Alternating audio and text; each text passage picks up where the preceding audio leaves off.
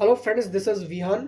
TET TGT commissions को clear करने के लिए अगर आप इन एग्ज़ाम में से किसी की भी प्रिपरेशंस कर रहे हैं देन आप सिंपली यहाँ पर व्हाट्सएप कर सकते हैं।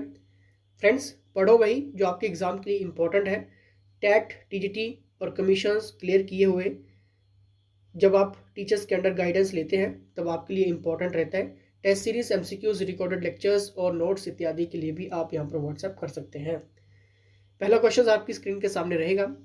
ऋग्वेद में शामिल है, बताइए। ऑप्शन आपके सामने है। क्या hymns in honour of the gods, yajnas to be performed, ritual to be adopted by the people, history of the Vedic period. Hindi में आपको मैं बता देता हूँ क्योंकि बहुत सारे स्टूडेंट्स हिंदी के भी रहते हैं। यहाँ पर पहले बात हुई है कि देवताओं के सम्मान में भजन, यानी कि नेक्स्ट है यजनास टू बी परफॉर्म्ड, यज्ञ वगैरह करना। Ritual to be adopted by the people, लोगों के द्वारा जो अपनाए जाने वाले संस्कार होते हैं क्या उसमें शामिल है। या history of the Vedic period, या वैदिक काल का इतिहास। जल्दी से सोचना है। टॉपिक देख लीजिए कौन से टॉपिक से क्वेश्चंस पुट अप हो रहा है। ऋग्वेद, इनके चारों वेद आपको पढ़ के जाने हैं, ठीक है फ्रेंड्स। अगर हम ऋग्वेद की बात करें, आपको क्लियर है कि कितने वेद हैं?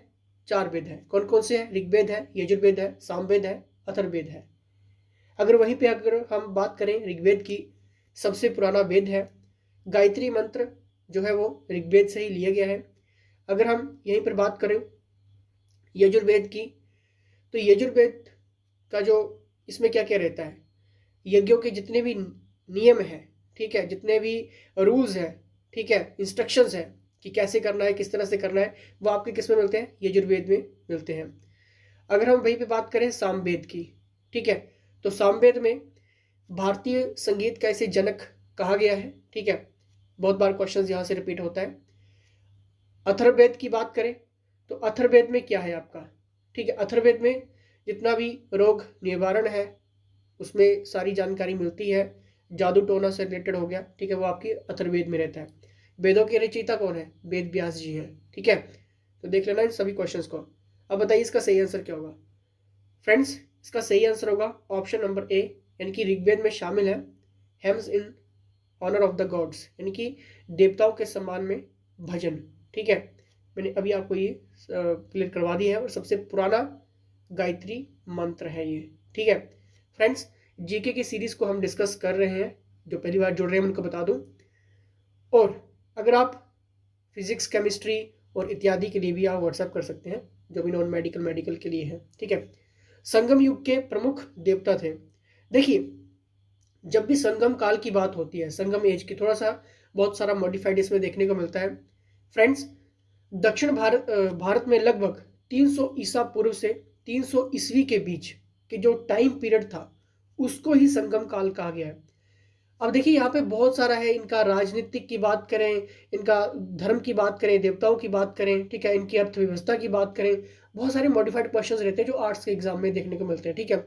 लेकिन इसलिए मैं आपको कह रहा हूँ कि जो भी अगर आप प्रिपरेशंस कर रहे हैं, चाहे आर्ट्स की करें, नॉन मेडिकल मेडिकल, ठीक है, जीके ऑलमोस्ट सेम रहेगा लेकिन थोड़ा सा फर्क रहता है। इसलिए जिस भी एग्जाम की आप प्रिपरेशंस कर रहे हैं एक बार व्हाट्सएप कर लेना, ठीक है, ताकि और आपको क्लैरिफिकेशन यहाँ पे हो जाए, ठीक है। देखिए, संगम जो था वो तमिल कवियों का एक संगम सम्मेलन था, ठीक है।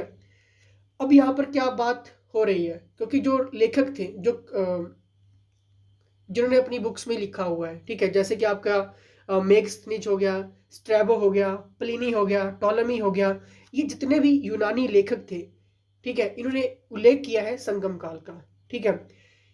राजनीतिक इतिहास की बात करें, आपको क्लियर है कि चेर हो गया, चोल वंश हो गया, पांड्य वंश हो गया, ठीक है। तो ये सारी चीज़ें आपने एक बार रीड आउट करके जाना है, ठीक है। नहीं पता लग रहा है कि यहाँ से किस तरह से नोट्स आपने बनाने हैं और एमसीक्यूज कौन कौन से हाईलाइटेड हैं और कौन कौन से टॉपिक से क्वेश्चंस बन रहे हैं, व्हाट्सएप करके आप ये सारी जानकारी ले सकते हैं, ठीक है। देखिए, संगम युग के प्रमुख जो नेता थे वो थे मुरुगन। मुरुगन आपके तमिल भगवान जी थे, ठीक है, इनको कहा गया है, ठीक है। Option number B is the right answer, ठीक है। नेक्स्ट यहाँ पर देखते हैं, जागीर प्रथा का पुनः प्रारंभ किसने किया। देखिए, जागीर सिस्टम बहुत बार क्वेश्चंस देखने को मिलता है आपका ये। इस प्रथा के अंतर्गत होता क्या था कि नकद वेतन जो था वो नहीं दिया जाता था, उसमें क्या दी जाती थी, जागीरें प्रदान कर दी जाती थी, ठीक है। और इसको ही सामंतशाही शासन प्रणाली भी कहते थे, ठीक है। तो कंफ्यूज नहीं होना है। तो बताइए पुनः किसने शुरू किया था ये। The right answer is option number B, यानी कि फिरोज तुगलक, आपको याद रखना है, ठीक है। नेक्स्ट यहाँ पर देखेंगे फ्रेंड्स, सभी क्वेश्चंस इंपॉर्टेंट है, प्रीवियस बेस्ड है और हाईलाइटेड है, जो आपके एग्जाम में पूछे जा रहे हैं। एक बार क्वेश्चंस का टॉपिक देख लीजिए, क्योंकि बहुत सारे क्वेश्चंस इंपॉर्टेंट है, ठीक है। नेक्स्ट यहाँ पर देखेंगे 1539 में चौसा के युद्ध में हुमायूं को किसने हराया था। जितना भी अकबर काल का टाइम पीरियड है अच्छे से पढ़ के जाना, क्योंकि यहाँ से क्वेश्चंस रहते हैं। सारे क्वेश्चंस मैं इंक्लूड नहीं कर सकता हूँ, ना तो मैं डिस्क्रिप्टिव आपको यहाँ पर करवा सकता हूँ, क्योंकि यही फिर लेक्चर्स कितना का हो जाएगा, 1 से 1.5-2 घंटा का चला जाएगा, ठीक है। इसलिए आप क्या करिए, व्हाट्सएप करिए और नोट्स ले लीजिए एक बार, ठीक है। उनको बहुत ही अच्छी कैरी तरीके से पढ़िए, और जब आप आपके टेस्ट लेते हैं, ठीक है, जब आपके टेस्ट अपडेट होते हैं, तो कम से कम 300 से 400 से ज़्यादा टेस्ट तो आपको मिलता ही मिलता है, ठीक है। मतलब छूटता कुछ नहीं आपका। इसका सही आंसर क्या होगा, ऑप्शन नंबर ए, यानी कि शेरशाह, ठीक है। चलिए नेक्स्ट यहाँ पर देखते हैं, कूका आंदोलन के संस्थापक कौन थे। Very important questions, highlighted questions और मैगजीन क्वेश्चंस रहता है हमेशा ये, ठीक है। फ्रेंड्स, कूका आंदोलन की शुरुआत 1840 में हुई थी। किसने की थी, भगत जवाहरलाल ने की थी, ठीक है। दोस्तों, ये क्यों शुरुआत में आया था ये कूका आंदोलन। जितने भी समाज में चाहे मैं बात करूं मांसाहार, नशा, जीव हत्या, बाल विवाह जैसी जितनी भी कुरीतियों के खिलाफ था ये कूका आंदोलन, ठीक है। और महिला अधिकार के प्रति लोगों को अवेयर करना, ठीक है, ये कूका आंदोलन था, ठीक है। मतलब इसका जो मेन कॉज था, लक्ष्य था, ठीक है। जिसका डिस्क्रिप्टिव आपको पढ़ना पड़ता है, तभी आपके आंसर निकलते हैं, ठीक है। संस्थापक कौन थे, भगत जवाहरलाल, ठीक है, ये आपको याद रखना है, क्लियर। नेक्स्ट यहाँ पर देखते हैं, नेक्स्ट क्वेश्चन है, निम्नलिखित में से कौन सी नदी मुहाना बनाती है। देखिए ये आपके एग्जाम में क्वेश्चंस बना है, ठीक है। ज्योग्राफिकल एरिया रहता है क्वेश्चंस का, ठीक है। लेकिन जो इंपॉर्टेंट सेगमेंट के साथ चल रहे हैं, रिवर्स तो सभी पढ़ के चले जाएंगे, वाइल्ड लाइफ सेंचुरीज हो गई, ठीक है, इंपॉर्टेंट सब कुछ आपका, चाहे मैं एनवायरनमेंट की बात करूँ, वो सारी चीज़ें आप पढ़ के चले जाओगे। लेकिन प्रॉब्लम पता कहाँ पे आएगी कि क्वेश्चंस का कैरी ऑन अगर आपको पता नहीं है तो प्रॉब्लम आती है फिर, ठीक है। देखिए यहाँ पर क्वेश्चन में क्या पूछ लिया गया था कि मुहाना बनाती है। देखिए मुहाने की क्या बात हो रही है कि आपकी नर्मदा, पेरियार और ताप्ती एकमात्र लंबी नदियां हैं जो पश्चिम की ओर बहती हैं, ठीक है, और मुहाना बनाती हैं। पश्चिमी नदियां डेल्टा नहीं बनाती हैं, ठीक है, जबकि वे मुहाना बनाती हैं। फ्रेंड्स, क्योंकि देखिए पश्चिमी घाट की जो चट्टानें हैं वो काफी कठोर है, ठीक है। पश्चिमी बहने वाली नदियों को समुद्र में अपना जो मुंह है वो चौड़ा करने से रोकती हैं, ठीक है, इसलिए ये मुहाना बनाती हैं, ठीक है। तो मैंने यहाँ पर कौन कौन सी बात की है, कौन सी नदियां मुहाना बनाती हैं, आपकी नर्मदा हुई, पेरियार हुई, ताप्ती हुई, ठीक है। इसका सही आंसर होगा option number D, Bhagirathi, Hooghly, ठीक है। क्वेश्चंस में थोड़ा सा क्वेश्चन मार्क रहेगा, इसका मैं डिस्क्रिप्टिव आपको डाल दूंगा, या तो फिर मैं कमेंट बॉक्स में कमेंट कर दूंगा। हो सकता है कि यहाँ पर थोड़ी सी मिस्टेक हुई होगी, एक बार चेकआउट करके कमेंट बॉक्स एक बार रीड आउट कर लेना, ठीक है। इसका मैं सही आंसर आपको मैं बता दूंगा। वैसे तो नर्मदा, पेरियार और ताप्ती हैं, जिनके बारे में अभी आपसे कहा है। थोड़ा सा कंफ्यूज यहाँ पे भगीरथी और हुगली में आ रहा है, ठीक है, तो मैं आपको मिसगाइड नहीं करूंगा। एक बार डिस्क्रिप्शन बॉक्स में भी आपको मैं डाल दूंगा और कमेंट बॉक्स में भी आपको मैं यहाँ पर डाल दूंगा इसका कि मेन एग्जैक्ट क्या है यहाँ पर पूछा गया। हो सकता है कि क्वेश्चन थोड़ा सा मॉडिफाइड, या तो हमारी टीम से टाइपिंग में कोई प्रॉब्लम हुई हो, ठीक है। नेक्स्ट यहाँ पर क्वेश्चन की तरफ बढ़ेंगे। नेक्स्ट क्वेश्चन रहेगा, भारतीय संविधान के किस अनुच्छेद में राज्यों में विधान परिषद के निर्माण की प्रक्रिया का वर्णन किया गया है। देखिए यहाँ पर क्वेश्चन में क्या पूछा गया है, आर्टिकल की बात हुई है, इंडियन कॉन्स्टिट्यूशन की बात हुई है, ठीक है। देखिए कॉन्स्टिट्यूशन की जब भी हम बात करते हैं, आपका कॉन्स्टिट्यूशन में जितनी भी अमेंडमेंट्स हैं, संशोधन है, ठीक है, जो इंपॉर्टेंट और जो संशोधन किए गए, जो अमेंडमेंट्स की गई हैं, वो किससे रिलेटेड हुई है, और इंपॉर्टेंट अभी जो बिल पास हो रहे हैं, ठीक है, राज्यसभा में, लोकसभा में, वो किस एक्ट के अंडर हो रहे हैं और कौन कौन से अमेंडमेंट्स यहाँ पर हो रही हैं बिल में, ठीक है।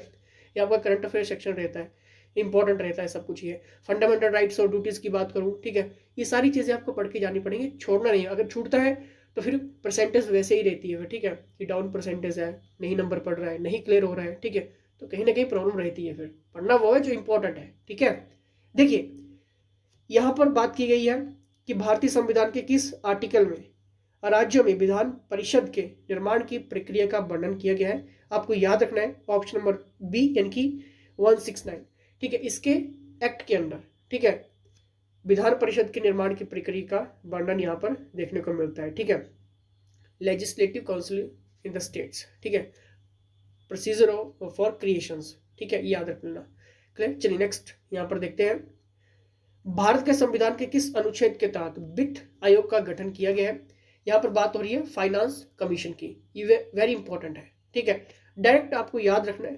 ठीक है, बाकी आपको ज़्यादा एक्सप्लेन नहीं करना कि वित्त आयोग क्या है, किस लिए है, क्योंकि ये यूपीएससी और बाकी अदर एग्जाम के लिए इंपॉर्टेंट है, एलाइड एचएस के लिए। ठीक है, लेकिन आपको कितना याद रखना है, सिर्फ इतना याद रखना है, इसका आर्टिकल याद रखना है। ऑप्शन नंबर बी यानी कि 280, भारत के संविधान के किस अनुच्छेद के तहत वित्त आयोग का गठन किया गया है। 280 के तहत गठन किया गया है। ठीक है, नेक्स्ट यहाँ पर देखेंगे, एक बच्चा अपनी परीक्षा के लिए बहुत मेहनत कर रहा है। ठीक है, उसका व्यवहार उसका सूचक है। ठीक है, वेरी इंपॉर्टेंट है, ये देखना है इस क्वेश्चन की तरफ, कि एक बच्चा है अपनी परीक्षा के लिए बहुत मेहनत कर रहा है, उसका व्यवहार उसका सूचक है। ऑप्शन आपके सामने है, sharp cognitive abilities, high achievement, motivation, very busy schedule, या the desire to impress her parents. ठीक है, देखिए यहाँ पर बात हो रही है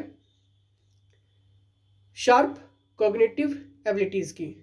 ठीक है, इसका मतलब क्या होता है, इसका मतलब हिंदी में रहता है तीव्र संज्ञानात्मक क्षमता।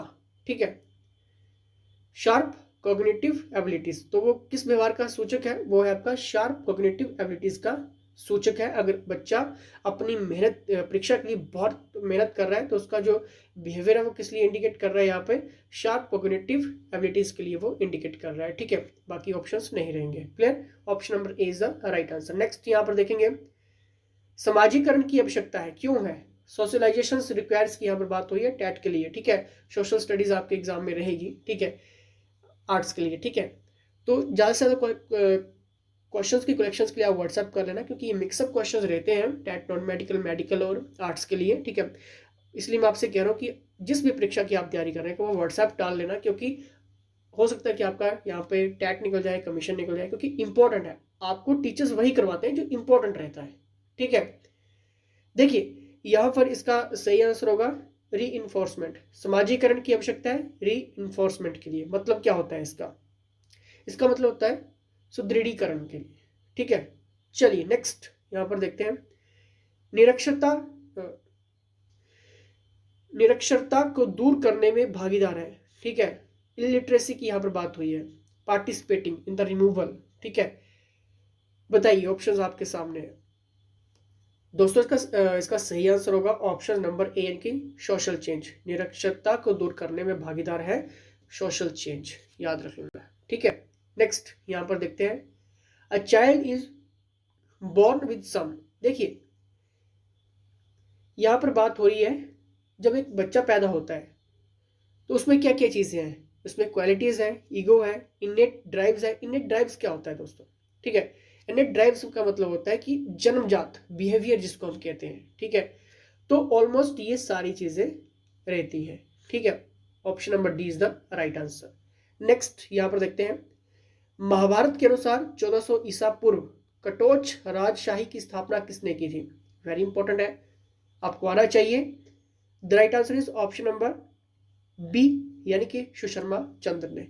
फ्रेंड्स, जीके की कलेक्शंस लेने के लिए और पिछला जितना भी 5 सालों में जीके क्वेश्चंस पूछे गए हैं और साथ में 2000 प्लस क्वेश्चंस की एक इंपॉर्टेंट सीरीज के लिए आप सिंपली व्हाट्सएप कर लेना, क्योंकि ये सारी चीज़ें आपको प्रोवाइड कर दी जाएंगी। नेक्स्ट यहाँ पर देखते हैं, निम्नलिखित में से कौन सा स्थान प्राचीन काल में जगत सुख की राजधानी था। इंपॉर्टेंट, आपके एग्जाम में पूछा गया। The right answer is option number A यानी कि कुलुता। फ्रेंड्स, कुलुता जो थी वो प्राचीन काल में जगत सुख की राजधानी थी। ठीक है, नेक्स्ट यहाँ पर देखेंगे, हिमाचल प्रदेश वर्ष में केंद्र शासित प्रदेश बना।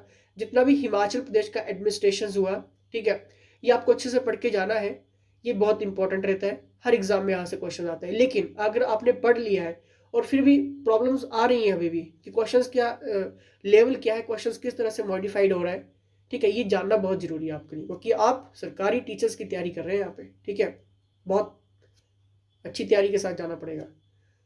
Right answer is option number D यानी कि 1956। क्लियर। नेक्स्ट यहाँ पर देखते हैं, हिमाचल प्रदेश का सबसे शुष्क स्थान है, driest place in Himachal Pradesh की बात हुई है, बताना है, सभी को आना चाहिए। The right answer is option number C यानी कि स्पीति। नेक्स्ट यहाँ पर देखते हैं, the state located in the west of Himachal Pradesh is. Map आपके सामने आ जाना चाहिए हिमाचल का, माइंड में जल्दी से सोचना है। The right answer is option number C यानी कि पंजाब। ठीक है, ये आपको इसकी जगह कोई भी एक क्वेश्चन आ सकता है मैप से रिलेटेड, ठीक है, हिमाचल प्रदेश का।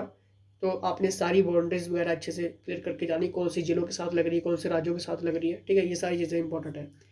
हिमाचल प्रदेश की सबसे बड़ी मानव निर्मित झील है, यानी कि मैन मेड, जो बनाई गई है, ठीक है, जो मानव ने बनाई है, मतलब clear. The right answer is option number D यानी कि गोविंद सागर। क्लियर, जितनी भी झीलों से रिलेटेड क्वेश्चंस है कहाँ पे हैं, ठीक है, और इन झीलों का, अगर उन झीलों से कहीं पे हाइड्रो प्रोजेक्ट है, बिजली का उत्पादन हो रहा है तो कितने मेगावाट का हो रहा है, कौन सी नदी के ऊपर है, ठीक है, ये सारी चीज़ें आपके लिए इंपॉर्टेंट है, ठीक है, छूटना नहीं चाहिए कुछ भी, इसलिए आप व्हाट्सएप कर सकते हैं। वैदिक काल में चिनाब नदी को किस नाम से जाना जाता था, सभी को आना चाहिए, ठीक है, वैदिक काल हो गए, ठीक है, इनके जितने भी नेम थे आना चाहिए। लेकिन नदियों से रिलेटेड आजकल जो क्वेश्चन बनते हैं वो ट्रिब्यूटरीज के ज़्यादा क्वेश्चन बनते हैं, यानी कि सहायक नदियाँ ज़्यादातर एग्जाम में पूछी जाती हैं, ठीक है, ये आपको भी आनी चाहिए। इसका सही आंसर होगा ऑप्शन नंबर डी यानी कि नन ऑफ दिस। तो बताइए चिनाब नदी को किस नाम से जाना जाता है, तो ये देखते हैं आपको कितना आंसर मालूम है। नेक्स्ट यहाँ पर देखते हैं, the latest sanction strength of the supreme court is. बताना है कितनी अभी स्ट्रेंथ है, ठीक है, जो सेंक्शन हुई है सुप्रीम कोर्ट। जल्दी से बताइए, जल्दी से आना चाहिए आपको, सोचिए, बताने का मतलब ये होता है कि अपने माइंड में सोचना है, ठीक है। The right answer is option number D यानी कि 30 सेंक्शन यहाँ पर हुए सुप्रीम कोर्ट, ठीक है, डी ऑप्शन, सॉरी 34, ठीक है, ये आपको याद रखना है, 34 इज द राइट आंसर। दोस्तों अब आपको सिंपली करना क्या है, व्हाट्सएप करना है, और जिस भी एग्जाम की आप प्रिपरेशन कर रहे हैं ये सारी चीज़ें आपने लेनी है, ऑथेंटिक पैटर्न में लेनी है, ठीक है, क्योंकि तभी आपका एग्जाम निकलेगा, अदरवाइज कहीं ना कहीं प्रॉब्लम आएगी, क्योंकि जितने ज़्यादा आप टेस्ट लगाओगे वही इंपॉर्टेंट है, ठीक है, क्लियर। तो जितने भी लेक्चर्स डिलीवर हो रहे हैं उन सभी को लगाना है, अपनी तैयारी को चेकआउट करना है, क्योंकि यही छोटी छोटी चीज़ें आपको मान बनाते हैं, ठीक है। चैनल पर पहली बार तो लाइक शेयर सब्सक्राइब करना है। इसके साथ जय हिंद, जय हिमाचल।